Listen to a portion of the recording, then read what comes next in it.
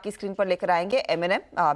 कल तिमाही नतीजे हमने देख लिए और दूसरी तिमाही में नंबर्स में कोई दिक्कत नहीं है। इनफैक्ट आय 10% बढ़ी, मुनाफे में 35% का इजाफा देखने को मिला, EBITDA ग्रोथ भी करीब करीब 24% रही, मार्जिन्स बढ़कर 18.3% पर रहे। अब कंपनी के ऑटो और फार्म सेगमेंट इक्विपमेंट का जायजा ले तो वहां पर भी ग्रोथ अच्छी खासी देखने को मिली।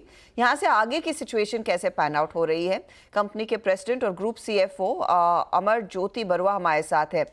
मिस्टर बरुआ, स्वागत है आपका। इनफैक्ट स्ट्रॉन्ग क्वार्टर और मार्जिन्स ने एक्चुअली काफी बढ़िया प्रदर्शन दिखाया है।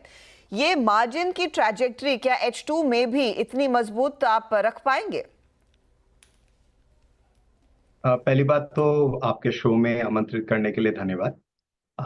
देखिए, हमें लगता है कि सेकेंड हाफ में अगर आप प्योरली क्वांटम में देखें तो प्रॉफिट डेफिनेटली बढ़ेंगे। परसेंटेज में दो तीन फैक्टर्स हैं जो डिटरमिन करेंगे कि परसेंटेज इससे बेटर हो सकता है कि नहीं। एक तो आप जानते हैं कि हम अभी ईवीज लॉन्च कर रहे हैं। हमने अभी अभी थार रॉक्स लॉन्च किया है, जिसके काफ़ी एक्सपेंसेस रहते हैं ये इनिशियल लॉन्चेस में। ये बड़े प्रोडक्ट लॉन्चेस हैं। तो वो थोड़ा सा इन ऑटो मार्जिन्स को डिप्रेस करेंगे शॉर्ट टर्म में, काफ़ी शॉर्ट टर्म में।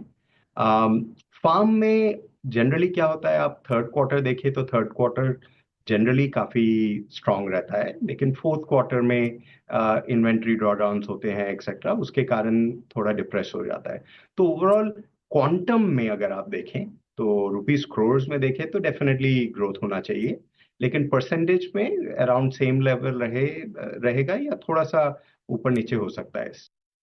एक और चीज, आपने एक बड़ी पॉजिटिव अनाउंस किया, आपने अपना ट्रैक्टर वॉल्यूम का गाइडेंस कल मेंशन किया, 1 से 2% आप बढ़ा रहे हैं। इसके पीछे क्या रूरल रिकवरी है या फिर अच्छा मॉनसून है? कैसे पढ़ा जाए इसे? सबसे पहला तो रिजर्वर लेवल्स काफी हाई हैं अभी। रिजर्वर लेवल्स वो हमेशा कॉन्फिडेंस देते हैं फार्मर्स को। उससे एक है। दूसरा, मंडी अराइवल्स 20% हायर थे अक्टूबर में, जो काफी पॉजिटिव साइन है। वो दिखाते हैं कि फार्मर्स का क्रॉप प्रोडक्शन काफी अच्छा रहा है। और जनरली अगर आप देखें तो बाइंग बिहेवियर भी अभी अक्टूबर रिकॉर्ड ट्रैक्टर सेल्स हुए थे। फार्म इक्विपमेंट में भी हमको काफी ग्रोथ दिख रहा है। तो ये सब इंडिकेटर्स हैं कि फार्म सेगमेंट में अगर आप देखें, रूरल इकोनॉमी में देखें, थोड़ा काफी पॉजिटिव मोमेंटम रहा है। साथ ही मैं आपसे ये पूछना चाहूंगी, अब आपकी इस समय इन्वेंट्री लेवल्स क्या है डीलरशिप पर? क्योंकि वो एक कंसर्न उभर कर आया था कि काफी सारी इन्वेंट्री पाइल अप हो चुकी थी पिछले कुछ महीनों में।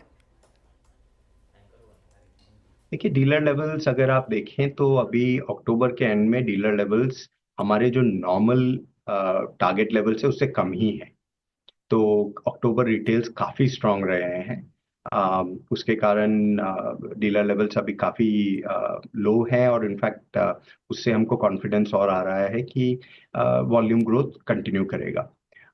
जनरली नवंबर दिसंबर थोड़ा स्लो डाउन हो जाता है, क्योंकि लोग वेट करते हैं मॉडल चेंज के लिए, ईयर चेंज के लिए। लेकिन अगर आप रिटेल स्ट्रेंथ देखें अक्टूबर से, उससे थोड़ा कॉन्फिडेंस आता है कि वॉल्यूम लेवल्स इंक्रीज होंगे।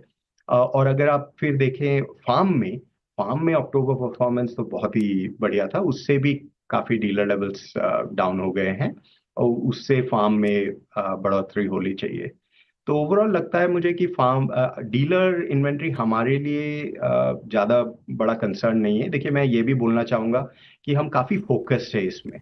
तो जब भी डीलर लेवल्स हमारे इंटर्न टारगेट से थोड़ा भी हायर होते हैं तो हम उनको वहाँ पे ऑटोमेटिकली स्लो डाउन कर देते हैं। हमारे हिस्टोरिकल लर्निंग्स के बेसिस पे ठीक है। ये डिसिप्लिन आ मैं गया बरुआ है जी कंपनी आपसे में। पूछना तो चाहूंगी, जहां पर डीलर आपका सबसे ज्यादा फोकस रहा है वो आपके एसयूवी सेगमेंट पर है, और एसयूवी मार्केट पे हमने देखा है मार्केट शेयर आपका बढ़ तो रहा है, लेकिन कंपटीशन भी तेजी से बढ़ रहा है, and the competition is offering very good discounts. तो अब आपकी रणनीति क्या रहने वाली है? क्या वो नए लॉन्चेस के जरिए आप अपने मार्केट शेयर को और मजबूत रखना चाहेंगे? ये लीडरशिप कैसे मेंटेन होगी? इसमें देखिए, product is the main thing.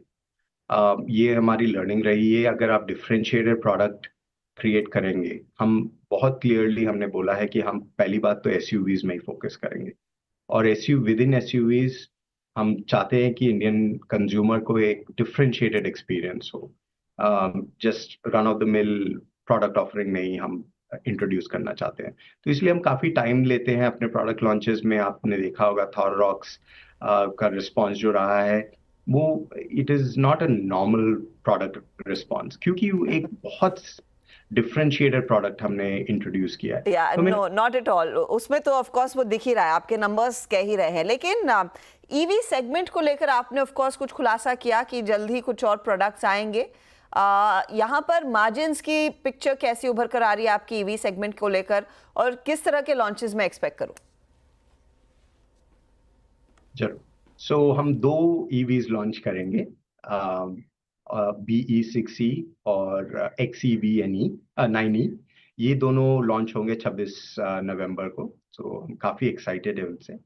देखिए, ईवीज में हमें मार्केट डेवलपमेंट करना पड़ेगा। ये ओवरऑल इंडस्ट्री को मार्केट डेवलपमेंट करना पड़ेगा थोड़ा। इंडिया में इन पर्टिकुलर रेंज एंजाइटी काफ़ी एक फैक्टर है। तो एक तो ये नए प्रोडक्ट्स रेंज एंजाइटी ले जाएंगे, ये एक फैक्टर काफ़ी हद तक सॉल्व हो जाएगा। और आपने देखा ही है एक कंपेटिटर ने काफ़ी अच्छा प्रोडक्ट लॉन्च किया है, उसका रिस्पॉन्स भी काफ़ी अच्छा रहा है इसी कारण से, क्योंकि रेंज एंजाइटी डेफिनेटली अब एड्रेस हो रहा है।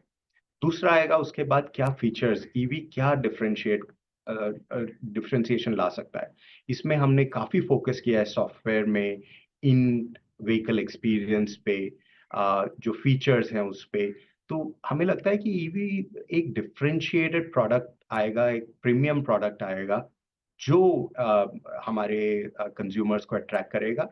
और ओवर टाइम हमारा एक्सपेक्टेशन है कि it will be less about electric versus petrol diesel, it will be more about the experience. और वही हमारी स्ट्रैटेजी रही है, वो हमारा फोकस रहा है। बट थोड़ा मार्केट डेवलपमेंट डेफिनेटली करना पड़ेगा। बरुआ जी, बहुत बहुत शुक्रिया हमारे लिए समय निकालने के लिए, and good luck to you. I think 26 नवंबर का इंतजार रहेगा, जहां पर आपकी 2 गाड़ियां लॉन्च होने वाली हैं।